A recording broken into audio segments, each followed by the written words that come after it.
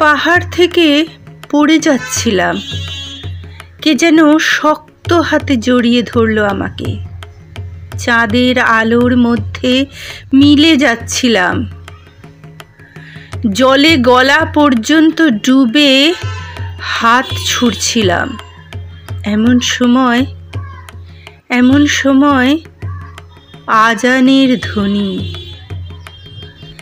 নমস্কার শ্রোতা বন্ধু, আজকের কবিতা পাঠের আসরে আমরা শুনব দুটি ছোট্ট কবিতা। প্রথমটি পূর্ণেন্দু পত্রী মহাশয়ের লেখা কেউ ভালো না বাসলে। কাব্যগ্রন্থ তুমি এলে সূর্যোদয় হয় অবলম্বনে। শুরু করছি কবিতা কেউ ভালো না বাসলে। কেউ ভালো না বাসলে আর লিখব না কবিতা। কত ভালোবাসা ছিল বাল্যকালে। পুকুর ভর্তি এলো চুলের ঢেউ। কলমি লতায় কত আলপনা, কত লাজুক মুখের শালুক, যেন ষাঁড়বন্দি বাসর ঘরের বউ। এক একটা দুপুর যেন রূপসীর আদুল গা।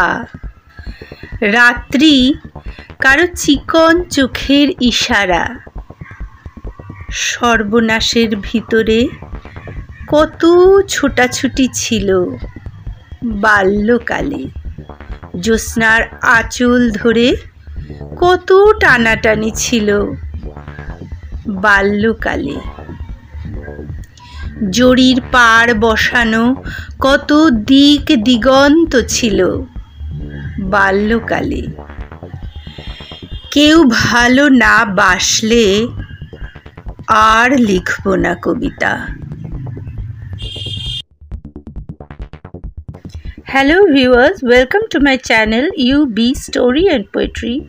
Please like, share and subscribe my channel and don't forget to hit the bell icon. If you wish, please write some inspiring comments. Thank you.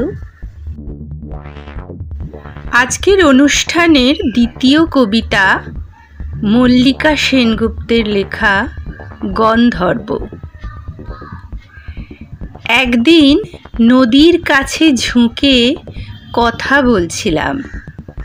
বলছিলাম ভোর রাত্রে দেখা স্বপ্নের কথা। কি কি ছিল সেই স্বপ্নে দেখা ভোরে?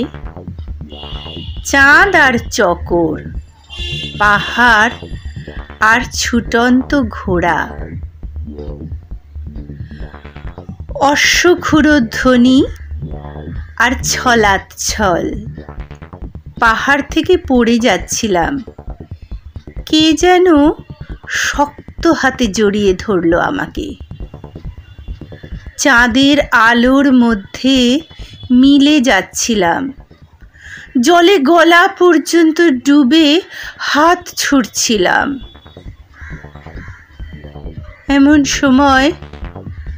এমন সময় আজান ধ্বনি।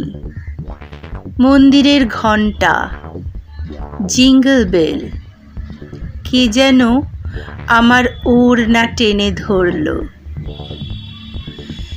যেও না বলে কে যেন হাত ধরে টেনে আনলো। বলতে পারো নদী, কে ছিল সেই গন্ধর্ব পুরুষ?